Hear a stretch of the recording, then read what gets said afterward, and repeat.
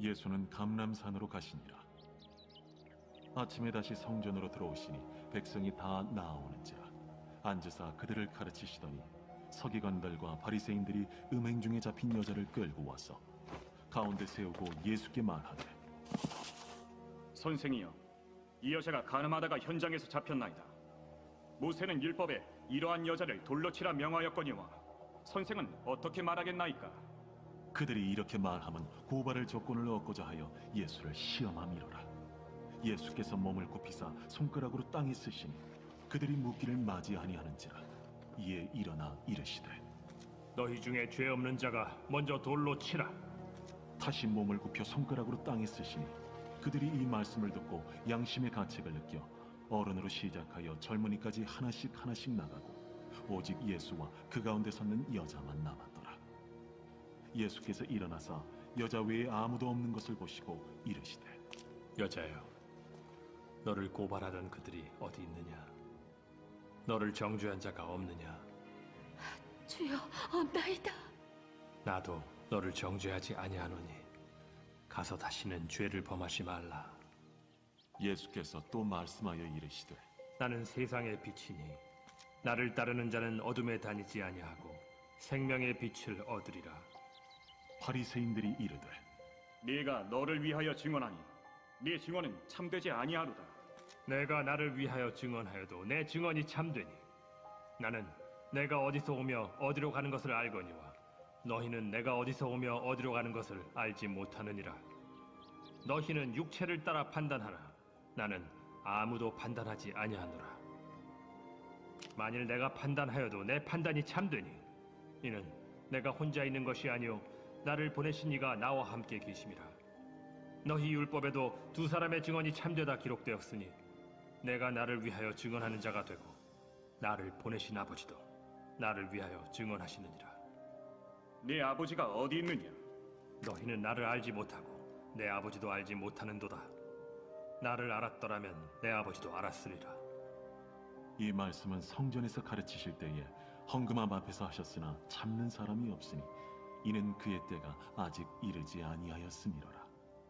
다시 이르시되, 내가 가리니 너희가 나를 찾다가 너희 죄 가운데서 죽겠고 내가 가는 곳에는 너희가 오지 못하리라. 유대인들이 이르되, 그가 말하기를 내가 가는 곳에는 너희가 오지 못하리라 하니 그가 자결하려는가? 너희는 아래에서 났고 나는 위에서 났으며 너희는 이 세상에 속하였고 나는 이 세상에 속하지 아니하였느니라.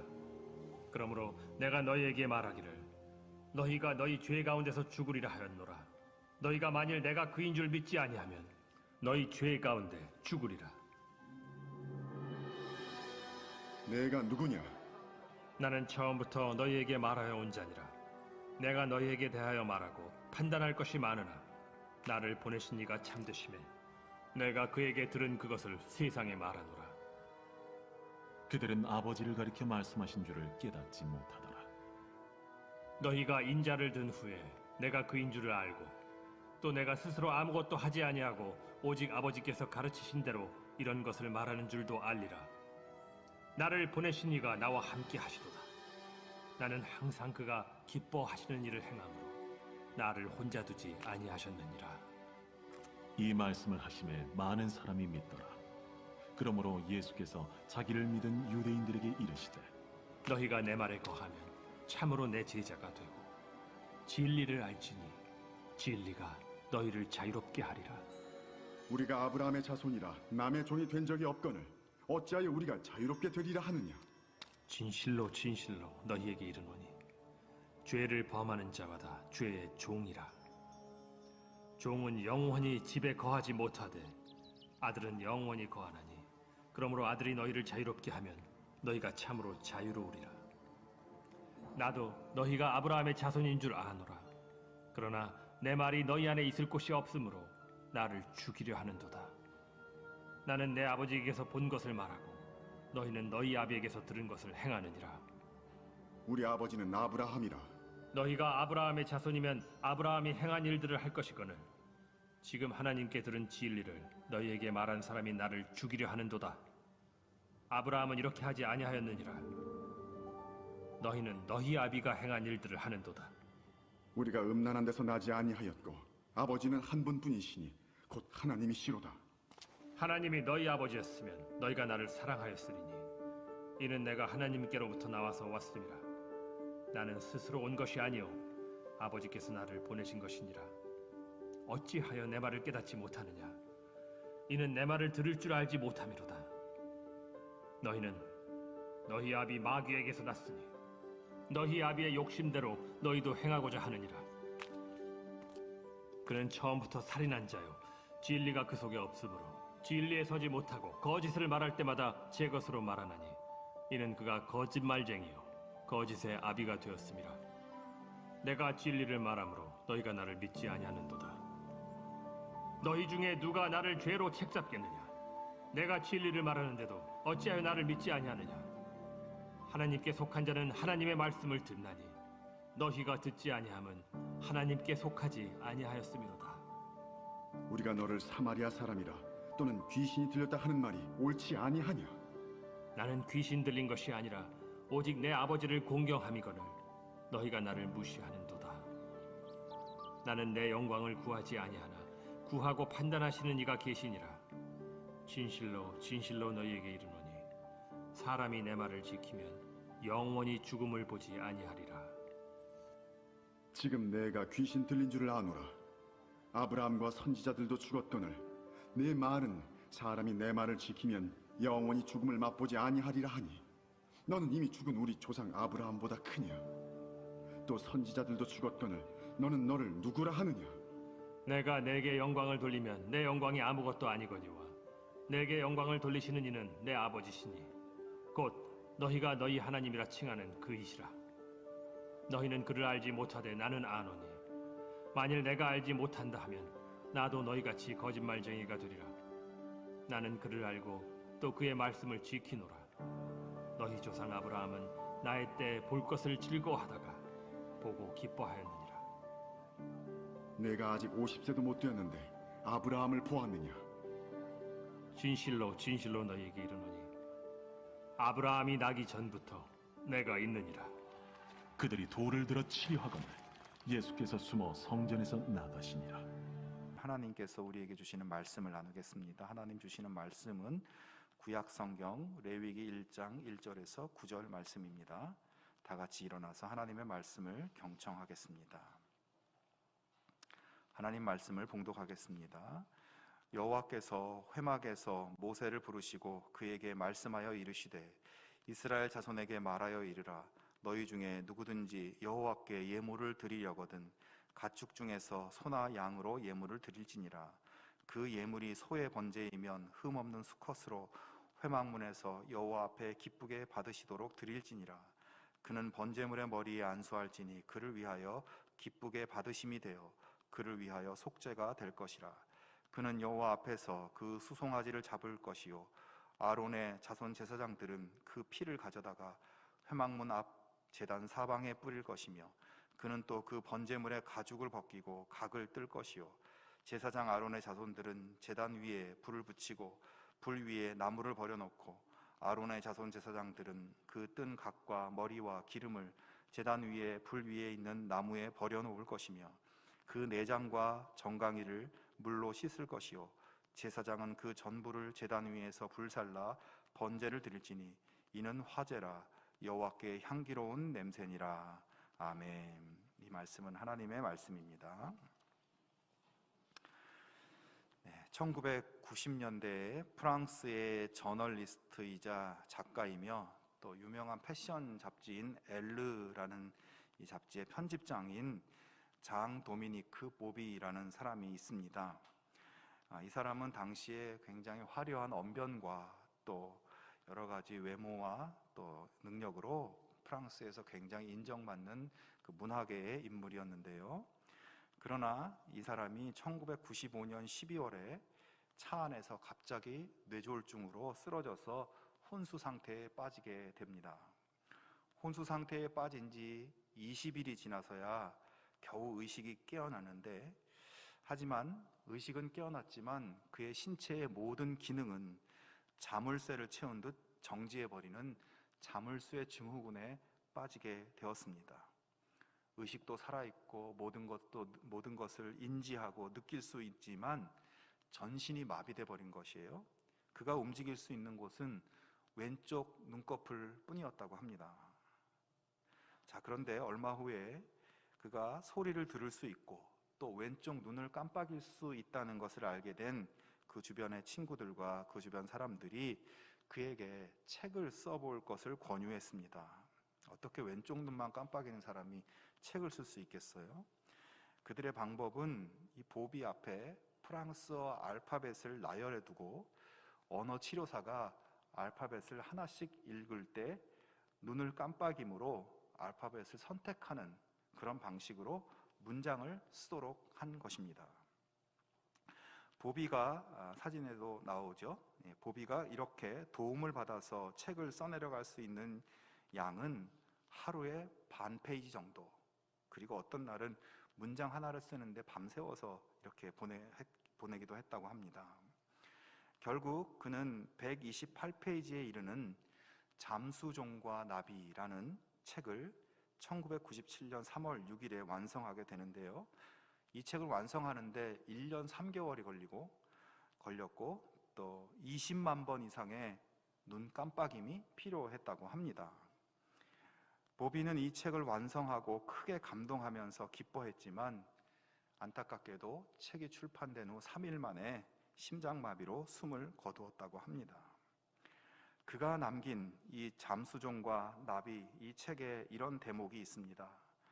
끊임없이 입속에 과다하게 고이다 못해 입 밖으로 흘러내리는 침을 정상적으로 삼킬 수만 있다면 세상에서 가장 행복한 사람이 된 기분일 것 같다. 여러분, 흘러내리는 침을 정상적으로 삼킬 수만 있다면 세상에서 가장 행복한 사람인 것 같다. 여러분, 이 말이 어떻게 느껴지십니까? 행복이란 무엇일까요? 세상에서 가장 행복한 사람은 어떤 사람일까요? 우리가 지금 누리고 있는 많은 것들, 너무나 평범하고 너무나 당연하고 자연스러웠던 그것들 하나하나가 사실은 우리를 행복하게 만들어주는 그런 조건들이라는 것이에요. 문제는 우리가 누리고 있는 그것들의 가치를 우리들이 잘 모른 채 살아가고 있다는 것입니다. 그렇게 모르고 살아가다가 그것을 잃어버리고 나면 그제서야 그런 것들의 고마움을 발견하게 되는 것이에요. 침을 삼킬 줄 아는 그 평범한 행동을 할 수 있는 기능이 상실되고 나서야 그게 얼마나 행복한 것이었는지를 알게 된다는 것입니다. 사람이 참 어리석죠. 사랑하는 여러분, 내 몸이 움직일 수 있는 것, 내 손가락이 까딱까딱 할 수 있는 것, 내 눈이 깜빡일 수 있는 것, 그 모든 것이 다 감사할 일들인 것입니다.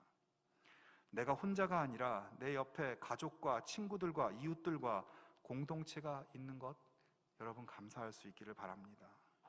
내가 예배드리고 하나님을 만날 수 있는 이 교회가 있음을 감사하기 바랍니다. 예배드리고 싶어도 교회가 없고 모일 수 있는 곳이 없어서 예배드리지 못하는 사람들을 생각하면 이것이 감사한 조건인 것이죠. 내가 지금 누리고 있는 모든 것, 나에게 너무나 평범하고 일상적인 그 모든 것이 행복의 조건이며 하나님의 은혜로 주어진 것임을 기억하고 그 모든 것을 허락하신 하나님의 은혜에 감사하며 살아가는 우리 모두가 되기를 바랍니다. 오늘의 말씀은 하나님께서 모세를 부르시고 그에게 말씀하시는 장면으로 시작하는데, 지금 이스라엘 백성들은 이집트를 탈출해서 광야를 지나면서 살인적인 더위와 추위와 또 굶주림과 갈증과 이방 민족의 위협을 뚫고 시내산에 도착했습니다. 그곳에서 하나님께서 이 백성을 위한 구체적인 삶의 지침들을 말씀해 주는데, 오늘의 말씀은 그 가운데서도 특별히 예배에 대한 가르침입니다. 자, 그런데 여러분, 우리가 조금 전에 성경 말씀을 봉독하고 함께 읽었는데요, 이 말씀을 들어보시면서 읽어보시면서 오늘 말씀이 어떻게 느껴지십니까? 솔직히 말해서 지금부터 몇천 년 전 저 중동 땅에 사는 이스라엘 백성들에게 가르쳐 주신 이 예배의 방식, 짐승을 잡아서 그것을 태우는 방식으로 드렸던 그 당시 예배 방식이 오늘 우리에게 과연 무슨 의미가 있는가 고대 사회에서나 가능할 법한 그런 방법을 우리가 오늘 이 방법대로 예배를 드릴 수 있는 것도 아닌데 이것을 우리가 알아야 할 필요가 있을까 하는 생각이 들지 않습니까? 그래서 많은 사람들이 레위기를 다 건너뛰게 되는 것이죠. 하지만 여러분, 하나님께서 이스라엘 백성에게 가르쳐 주시는 이 예배의 방식들 속에는 시대를 뛰어넘는 하나님의 깊은 영적인 의미가 담겨 있고 오늘 우리에게 가르쳐 주고자 하는 하나님의 메시지가 담겨 있다는 것을 우리가 기억해야 합니다. 특별히 하나님이 말씀하신 이 제사의 가르침에서는 소나 양이나 이런 짐승을 가축들이 예배자를 대신해서 희생당하는 이 부분이 이 예배 하나님이 가르쳐 주신 제사의 핵심인데 바로 이 부분은 예수님께서 우리의 죄를 대신해서 희생당하신 십자가에 죽으신 우리를 구원하신 그 사건을 이해하기 위한 굉장히 중요한 열쇠를 제공해 주는 부분입니다. 그러므로 지금 우리가 사순절을 지내면서 오늘 본문 말씀을 통해서 우리가 너무나 당연하게 생각하고 당연하게 누려왔던 예수님의 십자가의 복음, 예수님의 그 구원의 은혜를 다시 한번 분명히 새기고 아들이신 예수님을 보내셔서 우리를 구원하신 하나님의 사랑과 은혜 앞에 더 감사함으로 드리는 우리의 예배를 다시 한번 새롭게 할 수 있으면 좋겠습니다. 하나님께서는 제일 먼저 이스라엘 백성들에게 이제 제사 여러 가지 제사를 말씀해 주시는데 번제와 소제, 화목제, 속죄제, 속건제입니다. 용어 자체도 참 생소한 그런 이름들이죠. 그런데 이 5가지 제사는 크게 또 2가지로 분류할 수 있는데 처음 3가지인 번제와 소제와 화목제는 누구든지 자원해서 드리는 제사였고 반면에 속죄제와 속건제는 죄를 지었을 때 반드시 의무적으로 드려야 하는 제사였습니다. 오늘 우리가 나누는 말씀은 이제 하나님이 가장 먼저 언급하신 번제라는 제사인데요. 말씀드렸듯이 번제는 드리기를 원하는 사람, 자원하는 사람은 누구나 드릴 수 있는 제사였기 때문에 가장 빈번하게 드리는 제사였고 또 특별히 제사장들은 매일 아침 저녁으로 이 번제를 드리도록 의무적으로 드리도록 하였습니다. 절기라든가 평상시에 가장 자주 드려진 예배가 바로 번제였어요. 그리고 의미적으로도 이 번제는 나머지 다른 제사들이 각각이 가지는 목적들을 이 번제가 통합적으로 내포하고 있는 그런 제사입니다. 그래서 이스라엘 제사의식 전체를 대표하는 것이 바로 이 번제라고 할 수 있습니다. 번제라는 단어를 좀 살펴보면 번제 이 말은 한자 말이죠. 살을 번자에 제사제 이렇게 글자를 씁니다. 그러니까 제물을 불에 태워서 드리는 제사라는 뜻을 가지고 있어요. 아주 단순한 뜻이죠. 그리고 이 번제라고 번역한 히브리어 원어는 올라라는 단어인데 공교롭게도 이게 한글로 번역하면 올라간다라는 그런 말을 뜻을 갖고 있대요. 그래서 제물을 태운 연기를 하나님께 올려드리는 이것이 번제의 의미인 것입니다. 그 과정을 좀 한번 또 살펴보면 먼저 하나님께 제사를 드리고자 자원하는 예배자가 직접 자기 소유의 가축 중에서 흠 없는 것을 선택해서 하나님의 성막으로 가져옵니다. 그리고 예배자는 그 제물이 될 가축의 머리에 손을 얹어서 안수를 하고 그리고 나서 그 짐승을 직접 죽입니다. 이때 제사장은 옆에서 짐승의 피를 담아서 제단 주위에 뿌리게 되죠. 계속해서 예배자는 죽은 짐승의 가죽을 벗기고 그것을 또 깨끗하게 물로 씻고 또 적당히 조각을 냅니다. 그러면 제사장이 그렇게 예배자가 처리한 제물을 가져다가 제단에 올려놓고 불에 태우기 시작합니다. 그런데 이때 예배자는 이 짐승의 뒷다리, 특별히 짐승의 뒷다리와 또 내장을 특별히 다시 손질을 하게 되는데 왜냐하면 짐승의 뒷다리에 배설물이 묻어 있고 또 내장에도 배설물이 들어있을 수 있기 때문에 이것을 특별히 더 신경 써서 물로 깨끗이 씻어서 이제 준비를 하게 되면 제사장이 그것도 받아다가 단에 올려놓고 태웁니다. 가죽을 제외한 제물 전체를 하나님 앞에 올려드리는 것이죠. 자, 간단하게 이렇게 번제의 과정을 말씀드렸는데 여러분 이 과정을 가만히 보면 참 우리가 예배드리기가 너무 힘들지 않겠습니까? 예배자 역할이 너무 많죠. 예배자가 직접 가축을 데리고 와서 자기 손으로 죽이고 가죽을 벗기고 씻어서 각을 뜨고 그 모든 과정을 제사장이나 누가 대신해 주는 것이 아니라 예배 드리러 온 그 예배자가 직접 다 해야 하는 것입니다. 그런 다음 눈앞에서 짐승이 불에 타오르는 것을 지켜봐야 했습니다. 여러분, 이런 예배 과정이 어떻게 느껴지나요? 오늘 우리도 다 한 사람 한 사람이 예배자들인데 우리가 이 성경의 시대로 거슬러 올라가서 직접 번제를 드리는 예배자가 돼서 내가 하나님 앞에 이렇게 예배를 드려야 한다면 여러분 어떨 것 같습니까? 이 부분을 우리가 말씀을 보면서 한 가지 기억해야 될 부분이 있습니다. 그것은 예배자는 누구인가 하는 것이에요. 하나님이 가르쳐 주시는 예배자는 제사장이 인도하는 예배를 구경하는 사람이 아니라 예배자는 손수 하나님께 드릴 제물을 준비하고 그것을 자기 손으로 죽이고 손질해서 하나님이 받으실 만한 예배를 올려드려야 하는 사람이라는 것입니다. 이 말은 곧 하나님께서는 하나님을 예배하는 예배자들을 구경꾼이 아니라 적극적인 참여자로 부르고 계신다는 말씀이에요. 오늘 말씀에서 이 중요하게 반복되는 어휘가 있는데 3절에 보시면 그 예물이 소의 번제이면 흠없는 수컷으로 회막문에서 여호와 앞에 기쁘게 받으시도록 드릴지니라. 또 4절에서도 그의 번제물의 머리에 안수할지니 그를 위하여 기쁘게 받으심이 되어. 이 두 말씀 속에서 모두 하나님께서 제물을 기쁘게 받으시도록 해야 된다는 말이 있어요. 이 말이 반복되고 있습니다. 그러니까 예배의 핵심은 하나님이 기쁘게 받으시도록 드려야 된다는 것이에요. 여러분, 하나님이 기쁘게 받으시는 예배는 어떤 예배일까요? 무엇보다도 예배자 자신이 정말 진정성을 가지고 진실하고 적극적으로 하나님을 경배하고 참여하는 예배입니다. 여러분, 하나님께서 구경하는 예배자의 예배를 기쁘게 받으실까요? 하나님은 지금 이 시간에도 여기 모인 우리의 예배 현장에서 누가 예배를 구경하고 있는지, 누가 하나님께서 기쁘게 받으시도록 마음과 정성을 다해 예배하고 있는지를 보고 계십니다. 구약시대 예배자가 짐승을 직접 잡고 손질해서 하나님이 기쁘시게 받으시도록 드렸다는 말씀을 한번 오늘 우리의 예배에 적용해 볼 수 있기를 바랍니다. 나는 예배를 위해서 무엇을 준비했는가?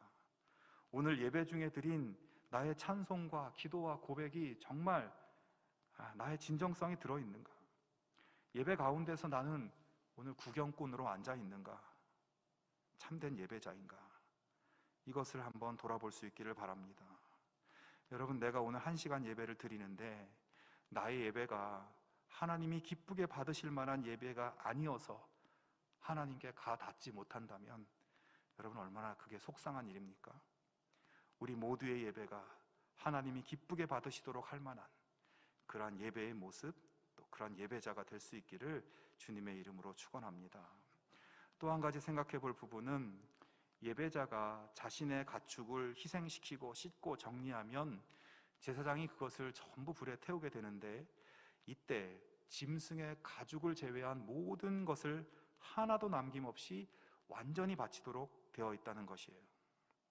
다른 제사들의 경우에는 제물의 일부분만을 제단에 올려 태우고 그 나머지 것들은 이제 제사장이나 레위인에게 돌려서 그들이 이제 생계를 유지할 수 있도록 그렇게 하나님이 정해 놓으셨는데 이스라엘에서 가장 일반적인 제사였던 번제에서는 제물의 모든 것을 남김없이 드리도록 한 것입니다. 자, 지금 이 명령을 받고 있는 이스라엘 백성들은 이집트 노예 생활에서 하나님의 전적인 은혜로 구원을 받았습니다. 그들이 자신이 자신의 구원을 위해서 스스로 할 수 있는 일도 없었고 능력도 없었어요. 완벽한 하나님의 능력의 손이 그들을 건져 올리신 것입니다. 그들이 바다를 건너고 사막을 건너올 때 수많은 장애물과 위험을 만났어요. 근데 그들 자신의 능력으로 그것을 헤치고 나올 수 있는 그런 것이 전혀 되지 않았습니다. 전적인 하나님의 도우심으로 여기까지 온 것이에요. 그러니까 그들의 생존 자체가 하나님이 있었기 때문에 가능한 것입니다. 하나님이 아니시면 그들은 아무것도 아닌 거예요. 그들의 생명, 그들의 소유, 그 모든 것이 다 하나님이 주신 것입니다. 그들은 이런 하나님의 은혜를 기억하면서 이제 예배를 드리는 그 현장에서 자신들에게 주신 그 모든 것, 그들이 누리고 있는 그 모든 것, 그것이 전부 하나님의 것입니다. 이것을 인정하고 고백하면서 하나님 앞에 전적인 감사와 헌신과 순종의 의미를 담아서 온 재물을 완전히 하나도 남김없이 다 올려드리도록 한 것입니다. 여러분, 하나님 백성들에게 명하신 이 말씀을 오늘 우리들의 예배에도 적용해 볼 수 있기를 바랍니다. 이를 위해서는 먼저 우리 마음속에 하나님께로부터 받은 은혜에 대한 확고한 우리의 은혜 의식이 있어야 됩니다. 내가 착하게 살아서, 내가 신앙생활 열심히 해서 나의 공로로 구원받은 것이 아니라 하나님의 전적인 은혜로 내가 구원받았다는 그 은혜 의식이 분명해야만 오늘 하나님 말씀하신 이 예배가 가능해지는 거예요. 오늘 내가 여기 있기까지 모든 것이 내 노력과 내 능력이 아니라 하나님의 은혜임을 우리가 분명히 해야만 말씀하시는 이 예배가 가능한 것이에요. 우리 안에는, 여러분, 우리 힘으로 어떻게 할 수 없는 우리 인간의 마음 속에는 근본적인 죄악의 본성이 있습니다. 이 죄악의 본성은 끊임없이 우리의 실생활에 영향을 끼쳐서 우리가 하나님과 사람들 앞에서 크고 작은 죄, 또 알고 짓는 죄, 모르고 짓는 죄, 이런 죄들이 계속 이어지게 만듭니다. 태초 이래로 인간은 그런 삶의 모습이었어요. 그런 죄와의 싸움을 내 능력으로, 내 힘으로 도저히 해결할 수 없죠. 하나님께서 오직 예수님의 그 은혜로, 그 십자가의 죽으심으로 하나님이 그것을 해결해 주셨다는 그 은혜 의식을 우리가 확고히 해야 하고, 이게 없으면 전적인 감사와 헌신과 순종의 예배는 불가능한 것입니다. 우리는 모두 죽음의 바다로 떠내려가고 있었어요. 지옥을 향해 가고 있었습니다. 그런 나를 향해서 예수 그리스도라는 밧줄을 던져주시는 그 하나님의 은혜가 너무 감사하고 너무 감격스럽고, 그래서 하나님께 전심으로 예배드리고자 하는 그 열망과 열정이 타오를 때 우리가 진정한 예배자로 설 수 있다는 것입니다. 사랑하는 여러분, 오늘 우리는 이 예배에 무엇을 가지고 왔습니까? 우리는 나를 압박하고 있는 염려와 걱정거리들, 상처와 아픔들을 가지고 여기 나왔을지도 모르겠습니다. 근데 하나님 그런 것도 받아주세요. 그리고 하나님께서는 우리가 가지고 온 우리 삶의 그 절망적인 실존에서 구원받을 수 있는 유일한 길은 우리 밖에서 우리를 향해 손을 내밀어 주시는 하나님의 은혜의 손길 뿐이라는 것을 우리가 믿음으로 받아들이고 하나님만을 전적으로 의지하는 그런 가난한 예배자의 마음을 원하십니다. 하나님이 우리의 예배 원하시는 것, 하나님 은혜 아니면 내가 존재할 수 없다는 진실한 고백을 하나님 받기를 원하십니다. 하나님 은혜를 인정하고 찬양하는 진실한 감사의 고백, 내 모든 삶을 하나님 은혜 앞에 헌신하고 내 모든 삶 속에 하나님 말씀을 전적으로 순종하겠다는 결단을 하나님은 이 예배 속에서 우리에게 원하십니다. 로마서 12장의 사도 바울은 이렇게 말씀합니다. 그러므로 형제들아, 내가 하나님의 모든 자비하심으로 너희를 권하노니 너희 몸을 하나님이 기뻐하시는 거룩한 산 제물로 드리라. 이는 너희가 드릴 영적 예배니라. 이 시간 우리 모두가 나의 삶 전부를, 나의 생명 모두를, 내 모든 감사와 헌신을 하나님이 기뻐하시는 거룩한 산 제물로 드리는 진실한 예배자들이 다 되실 수 있기를 주님의 이름으로 축원합니다. 하나님이 말씀하시는 예배의 여러 가지 사항 중에서 마지막으로 눈여겨볼 수 있는 것은 4절에 보시면 그는 번제물의 머리에 안수할지니 그를 위하여 기쁘게 받으심이 되어 그를 위하여 속죄가 될 것이라. 자, 예배자가 자기가 가지고 온 짐승을 죽이기 직전에 짐승의 머리에 손을 얹고 안수를 하라고 하시는데, 그 의미를 지금 4절에서 말씀하고 있어요. 바로 예배자를 위한 속죄의 의미라는 겁니다. 즉, 예배자가 짐승에게 손을 얹음으로써 자신의 모든 죄가 이 짐승에게 전가되고, 예배자의 죄를 짊어진 짐승이 희생됨으로써 예배자의 죄가 속죄 받게 된다는 것이에요. 여러분, 이스라엘의 예배 현장에서는 매번, 그러니까 죄 없는 짐승이 그 주인의 죄를 대신하여 피 흘려 죽는 희생의 사건이 예배 때마다 벌어지고 있었던 것입니다. 자기가 키운 자기 소유의 짐승을 자기 손으로 죽이는 그 순간, 얼마나 끔찍하고 슬픈 현장입니까? 나 대신 죽는 가축에게 너무나 미안하고 어떤 의미에서 마음 아픈 눈물의 현장이죠. 정상적인 사람이라면 그 순간 무엇을 느끼겠습니까? 나 때문에, 나의 죄 때문에 죽어가는 그 작은 생명을 보면서 미안함과 아픔의 마음과 더불어 자신의 죄의 심각성을 깨닫고 다시는 죄의 자리에 서지 않겠다는 결단의 마음을 느끼는 것이 당연한 것이 아닐까요? 하나님은 예배자들에게 예배 때마다 그 희생되는 짐승 앞에서 자기 죄를 고백하고 회개의 삶을 살겠다는 결단의 예배를 하나님 원하고 계신 것이에요. 여러분, 하나님께서는 예배 때마다 속죄를 통해서 하나님 백성들과의 끊어졌던 관계를 회복하기 원하십니다. 모든 사람들은 죄로 인해서 하나님으로부터 단절되고 분리되어 있었죠. 그 단절되고 분리된 관계를 회복하려면 하나님과 우리 사이에 가로막고 있는 죄를 소멸해야 합니다. 그게 어떻게 가능한가요? 죄로 인해 내가 죽어야 하는 죽음을 누군가가 대신해 죽어야만 가능한 것입니다. 누군가 내 죄를 대신해서 희생당해야 하나님과 나 사이의 죄가 소멸되고 하나님과 나와의 관계가 회복될 수 있는 것입니다. 자, 그런데 하나님께서는 이제 그 대속의 희생을 단 한 번의 희생으로 해결해 주십니다. 우리 모두의 죄를 소나 양이 아니라 예수 그리스도께 전가시키시고, 우리 모두의 죄를 예수님이 짊어지게 만드시고, 예수님의 피가 십자가 주변에 뿌려지게 하시고, 우리의 생명 대신 십자가에 죽으신 예수님의 생명을 받으심으로 우리의 죄를 한 번에 해결해 주신 것입니다. 그리고 끊어지고 단절됐던 관계를 회복시키신 것입니다. 마태복음 20장 28절에 예수님 말씀하십니다. 인자가 온 것은 섬김을 받으려 함이 아니라 도리어 섬기려 하고 자기 목숨을 많은 사람의 대속물로 주려 함이니라. 예수님 세상에 오신 이유를 아주 명백하게 말씀해 주셨어요. 내 목숨을 많은 사람의 대속물로 주기 위해서 왔다. 그러므로 우리가 오늘 예배를 드릴 때마다 나의 죄를 대속하시고 나를 위해 희생당하신 예수님을 다시 기억하고 예수님의 보혈의 공로를 우리 마음에 다시 한번 새겨야 할 것입니다. 예배 때마다 나의 생명을 위해 말없이 죽어간 어린 양이신 예수님을 찬양하고 감사하며 진정으로 주님을 예배해야 할 것입니다. 여러분, 예배를 드릴 때 예수님의 십자가의 희생에 대한 그 가슴 저린 감사와 또 죄송한 마음과 나의 죄에 대한 통탄의 눈물이 없으면, 그것이 빠지면 예배가 예배될 수 없습니다. 오늘 우리의 예배에서 진정한 속죄의 눈물이 회복되어야 합니다. 또한 예배 때마다 나의 죄를 대속하기 위해 희생당하신 예수님을 생각하면서 다시는 죄의 자리로 가지 않겠다는 결단과 돌아섬의 회개가 회복되어야 돼요.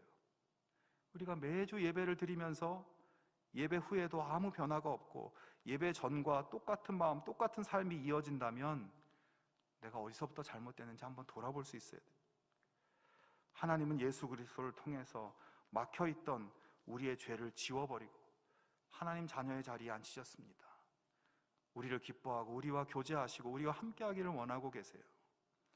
그러나 매일의 삶 속에서 내 안에 스며드는 그 죄악의 찌꺼기들 예수님의 보혈로 씻어내버리고 정결하고 진실한 하나님의 자녀들, 그런 예배자들이 다 되실 수 있기를 바랍니다. 사랑하는 여러분, 이 시간 우리의 예배를 한번 돌이켜봅시다. 어느새 우리의 예배가 나를 위한 예배, 나의 피로를 채우기 위한 예배, 구경하는 예배, 그런 예배가 되지 않았는지 돌아보기를 바랍니다.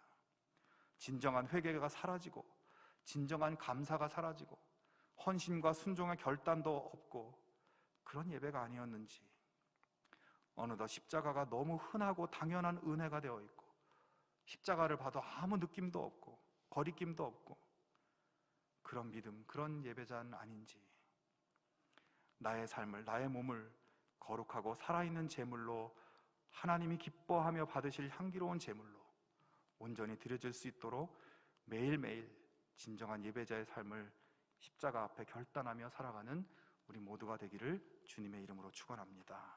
함께 기도하겠습니다. 하나님 아버지, 예수님의 십자가 보혈의 은총을 다시 바라봅니다.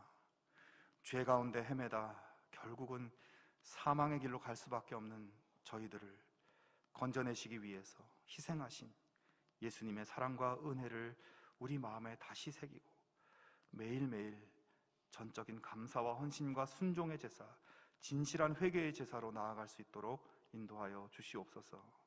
하나님이 기뻐 받으실 만한 향기로운 제물로 살아가는 저희들 되게 하여 주시옵소서.